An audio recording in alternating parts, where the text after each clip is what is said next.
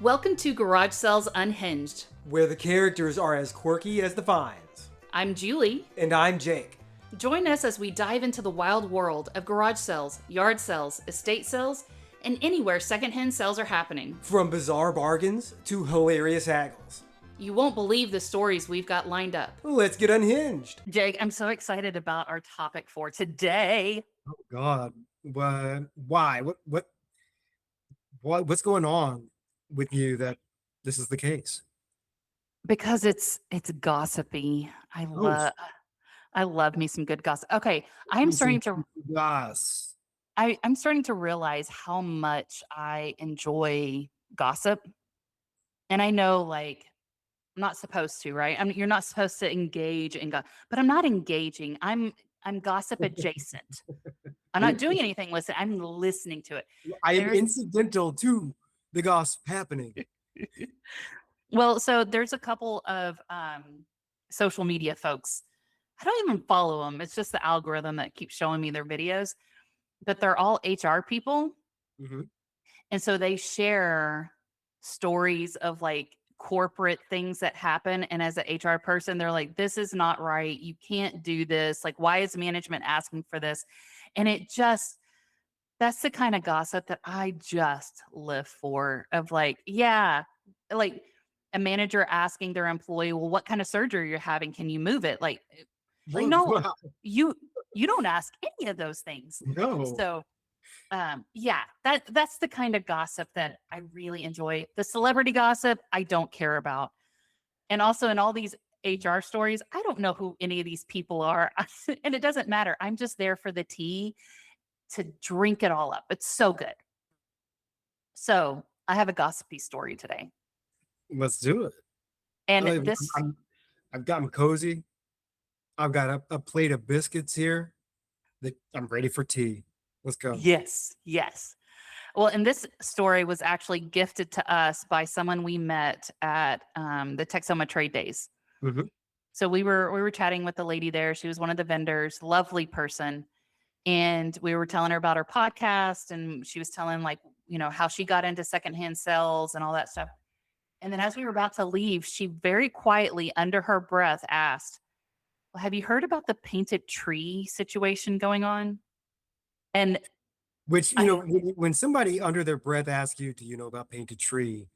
First, the first question you ask them, any responsible person would ask, what drugs are you on and can I have one? well, lucky for her, I was already on drugs. So when you and I both turned around and go, what? Right. But it was like she couldn't talk about it too much because she didn't know who was listening. You're right. She was kind of looking over her shoulder, and it was a more hushed voice. Yes. It was clear that she wanted us to lean in so that she could keep it low. So there was something going on here. Yeah. And so this got me on the rabbit trail of what happened with Painted Tree. So for our listeners that don't know, a lot of older malls or shopping centers that, maybe like the Spirit Halloween is gone for the month that they're usually there. They're not there right now. So like what you tend to have, it's called the vendor mall. And what a vendor mall does is that they will sell like booth space to various local vendors, national vendors, whoever wants to buy or rent a booth space. But you rent a booth space, and then part of your booth agreement is that you can keep your stuff there for however long you're renting it for, and you can make sales there. You also don't have, in the Painted Tree environment, for their business model, you did not actually have to work your own booth. They would have their employees work the booth for you, log the sales, and they would get a percentage of your sales as a way to pay that person and, make some money off of it. But that way, if, like, say that I sold homemade signs, that way I could actually have 3 or 4 booths running at the same time in different locations, and I wouldn't have to be at every single one of them. So I would supply the inventory and Painted Tree would operate the shop. Well, they would lease me the space and would also offer to operate the shop while I was there. Correct. Got it. Yes. So Painted Tree was one of these vendor mall operators. And they had actually bought quite a few of the old Bed Bath and Beyond Hmm. storefronts. Okay. So the store was already there. The brick and mortar store was already there. They were coming in, purchasing it. They would rebrand it, rename it to whatever they wanted it to be, and then you would have vendors lease space from them, and it would The operate as integrated a zombie retail model. Yeah. yeah, it would operate as like a boutique type of shopping experience. So, and this happened in April of this year, so April of 2026. And the first thing I saw about it was they had a posting out at like April 12th that they had sent a letter. Some people got a letter, some people got an email. I think everyone got an email. I don't know. Real shady. Before I even tell you what happened April 12th, in September, the Painted Tree sold to new ownership. So September last year. So September 2025 sold to okay. new ownership. Okay. April 12th of 2026, all hell broke loose. Dun dun dun. Mm. I know. Hold on to your biscuits, Jake. He's ready. So they alerted their managers, their local landlord managers were alerted at the same time as the vendors that they were shutting down all stores immediately. Whoa. Wow. Okay. Some of the locations you could get your stuff that day. The same Some day. same Okay. day. Other locations said that they had until Friday to pick up. Okay, let me also set the stage for you because some vendors were in multiple states. Right. So there was one person who was actually living in Kansas. They had a store, they had a location in Virginia, they had a location in Georgia, and they had a location in Kansas. They had inventory at all of their booths. Is that good? Is it good that they were told they had to get your stuff out of here by the end of the day or by the end of the week? Is that good, Julie? That's not good, Jake. Okay. Just wanted to be clear. Well, here's the other thing too, is Let me because write the that down. Let me write that down in my note. Not good. Got it. yeah. Are you planning a garage sale, yard sale, or estate sale and need some help? Look no further than Garage Sale Supply. They provide top-notch resources and expert advice to help you host the perfect sale. From pricing tips to promotional strategies, they've got you covered. Visit garagesalesupply.com and make your next sale a success. And here's the thing is that the managers were not given any kind of instruction on how to handle any of this. They were not told of what was happening. So for a lot of the places that said, hey, you have until Friday to come pick it up, those managers were working without pay to allow people to come and get their inventory. Mm. Now, the date of April 12th is important because what had happened was everyone paid their rent at the first of the month. Okay. So a lot of these companies, you could pay on average what you paid per booth depended on where it was located in the store, because up towards the doors was prime location, and then also like booth size and all that stuff. On average, people are paying $400 a month to have a booth, and if they paid for everything up front, again, on average, you're paying about $5,000 a year. So for people that were paying the month to month, they had just cleared their check. Their check had just gotten deposited at the beginning of April and then told everything is shut down. They got no refunds. Mm. They got none of what they were supposed to get in their sales. They didn't get any of their sales money. And then also for some locations where, hey, you didn't come get it, your inventory, they lost all their inventory. Oh, yeah. Yes. So Painted Tree has a very negative connotation right now in I the can imagine. secondhand world. So, and for some of the booths are, and we've seen this too, It was newer stuff. So like they may have purchased several $1,000s worth of brand new things that they were then going to resell with the Hmm. markup to various people. But then there was also several people that they make their own goods and inventory. Right. And that's hours that they take to create this stuff, lots of money to create those items, stuff like that. So they're out pretty much their life's work if they're not able to get it back. And the store, the Painted Tree, has told them if you want to try to get your money back, you'll have to go through the courts because they filed for bankruptcy. Oh, sweet. Fantastic. Yes. What a So, and helpful tool. sorry, here's the caveat too.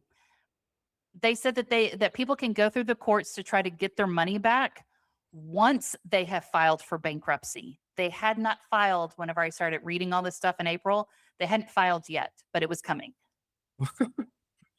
And then as people were starting to find out about this, they found out that Painted Tree had not been paying their taxes for 6 months. So as things were coming due, the parent company was not paying anything. There was also people saying that they, for 3 months to 6 months, they were not getting any of their sales paid to them. So for the Painted Tree that ran the booth and had their employees working it, like what did they do with all of the sales revenue? They weren't paying the vendors that they should have been paying their amount.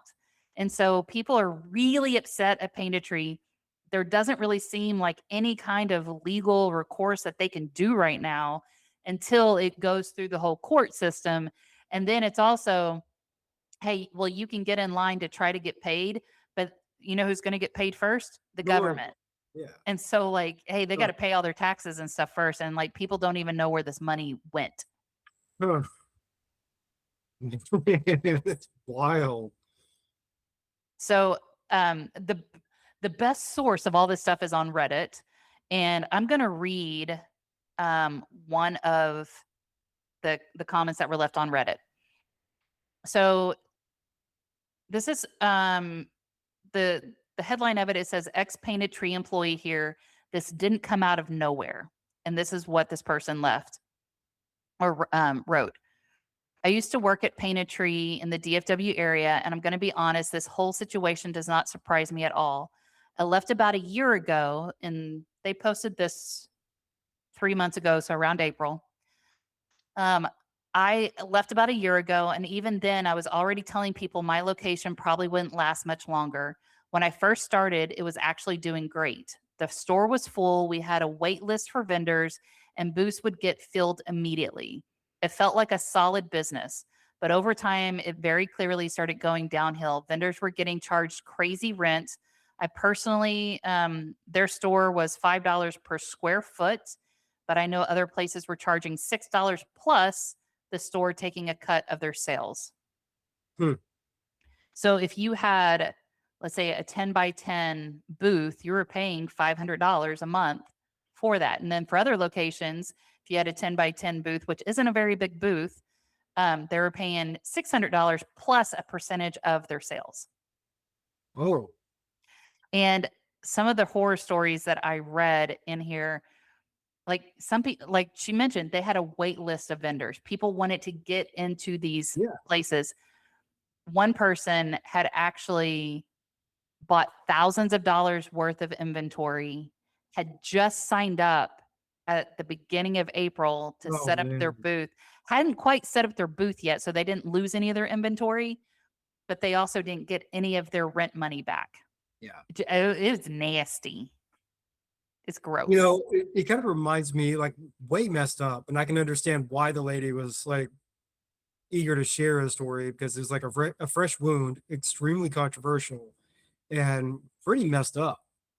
Yes. Well, and I think that's the thing of like, I don't think she was whispering of like, "Hey, I shouldn't be telling you this." I think it was more of like there was vendors around her that had been part of Painted Tree and they had lost out and they were really upset about it. And I can Oh, understand like, yeah. hey, for a lot of these people, they're not making tons of money to afford a yacht. they're doing it because they enjoy doing that type of thing. They like either creating something, or they like to go out and find the treasures and then resell them, and there's a story behind it. They like connecting with people at those types of events, and Paint a Tree did them dirty. Well, and the individual that kind of tipped you off to this thing, she said that there were some people, like, she used to be corporate, and she made a pivot, and she found something that she found a lot of purpose in doing. And a lot of these folks, they're like, I'm not sure whether she was, affected to this degree, but a lot of those folks actually have planned out their financial year, and like their business plan for that year, the next 3 years, like, this was factored in there. And when it's just a rug pull, that messes up their household income that they Yeah. were planning on. So it's more than just like, you got in the way of my hobby. In a lot of cases, like, you messed up my livelihood. Yes. Yeah, there's a lot of that. And also, like, I have friends that do resell, not as a full-time job yet. They'd love to do it as a full-time thing, but they do it out of their house. And a lot of people, they do it out of their house because, again, you want to be able to control your inventory. You want to be able to control who's looking at what. A lot of people that had these booths at Painted Tree were also complaining like shoplifting had gotten bad. Mm. And Painted Tree was supposed to be in charge of security. And they were like, the cameras were there just for show. They didn't work. And so they were losing inventory that way. But then the whole fact of, and I just saw another Reddit post. This came from 10 months ago that someone's like, hey, I left my corporate gig to open up this thing, and I haven't made any sales for 3 months. And now they're asking, hey, can someone take over my Painted Tree lease? Now, this was before the company sold and before they went under. But even then, I'm going, well, were there signs then that you are making sales, but is Painted Tree not paying you? Or, hey, this is actually, it's a hard thing to get into if you're not really understanding the business dynamic of it. But it's really interesting of like, one, the whole vendor mall was a new concept to me. I hadn't even thought about it. And then once I took a step back, I'm going, oh, wait, that is a business model for a lot of people that have, whether they sell things on Etsy or they have a Facebook present on Marketplace, whatever that looks like. A lot of them do the booth setup so that they have a quote unquote storefront. Yeah, it's your That people, temporary brick and mortar. Yeah. yeah, so that people can come and find them, try things out. Hey, I want to sniff that candle. I want to try the lotion, whatever it may be. It puts the lotion on its skin. um, but then to see it like crumble of going, well, that brick and mortar got blown away in a tornado that is called corporate America. And right now there's nothing you can do to try to reclaim any of your money. And a lot of people are saying, like, how is this even legal? Why is there not regulation in place that will keep from companies that are able to, like, hey, well, you can try to fight us in bankruptcy court? Well, because, Julie, regulation would stifle innovation. And that's an important word for shareholders and board members to hear. Innovation. And for our listeners that are playing the shot game, you probably just died because Jacob just used a bunch of corporate jargon. Mm-hmm. Like, regulation actually, look, Julie, the fact is businesses are people. And regulation violates their rights, don't you see? Like the bankruptcy side of this kind of reminds me of some situations around home building here lately. If we were kind of getting into kind of the regulatory space for just a second, Mm-hmm. New home builders, one model that some of them use, they'll build up these homes, and it's kind of a trope right now to say, like, yeah, new construction is kind of built a little too quick sometimes and not very well. And these places are probably going to fall apart pretty, like, well before your 30-year mortgage is close to being done. And odds are your cost of repair is going to get close to the cost of your initial mortgage anyway. And some of these builders will do this sort of thing and turn these things out really fast and get them sold really quick, and with the plan to file bankruptcy soon after, such that when these homes that are still under warranty start needing all these expensive repairs, there's no one to do them. That Yeah. company went bankrupt, and they just moved to a different town, change the company name, and do it again. Yeah. It's And I again, wonder, I'd be curious to know whether Painted Tree ends up rebranding and doing a similar thing. because it's a private company, like I really wanted to go and find like who was the CEO, who was the CFO. Like there has to be a paper trail somewhere, but also I'm sure whenever I tried to go to the various links that I could find for the company, it all sends you to a 404 page. There's nothing to see there. There's nothing. Um, and Wow. it's just like it's so heartbreaking to those essentially small businesses Totally. that were making their livelihood in these ways and going, and then they have to try to crawl back out from underneath this horrible experience and going, well, would they trust the next kind of vendor mall operator And or that's what I was wondering, is like, it seems like there's a business opportunity to actually offer something that's reliable and legitimate, but you'd have to win back a lot of trust. yeah. And honestly, for a lot of these vendors, you're not going to be able to find them on uh, a website or social channel. Like they just don't operate their business that way. They're very much, you come and meet them. It's person to person, how stores used to be, right? Mhm. And so for a lot of people going like, oh well, hey, send me your website, send me your handle, and they're going, I don't have any of that. Like, No, I have all of my pottery in the back of the trailer here. Yeah. yeah. So anyway, those vendors are trying to figure out what to do. My heart breaks for the ones that lost their inventory and can't get it back. And like, well, so is their inventory just sitting there collecting dust? Did someone come in and throw it all out? Like, I don't know what would have happened. It seems like a company as unscrupulous as Painted Tree was.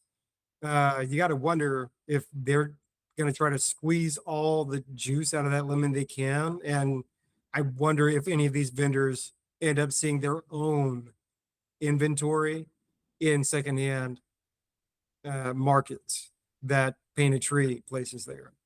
I don't know. It's crappy all Man, the way around. that's a gallon OT, man. It is. So anyway, you have a lot of people that are very angry right now. Mm, Very understandable. Painted Tree can go straight to hell. right on, man. Like right there with the pitchforks. You know what I'm saying? Yes. Yes. So anyway, that's the story of Painted Tree and how they have screwed small town USA over. Scandalous. Yeah, man. Well, great. Now I'm upset. You got me all worked up. I'm gonna have to go like drink about Well, what's in your tea? Because mine's vodka. it. Well, uh, thanks. All well, thanks, Jake. This is a good one. right. See you later. Bye. Bye.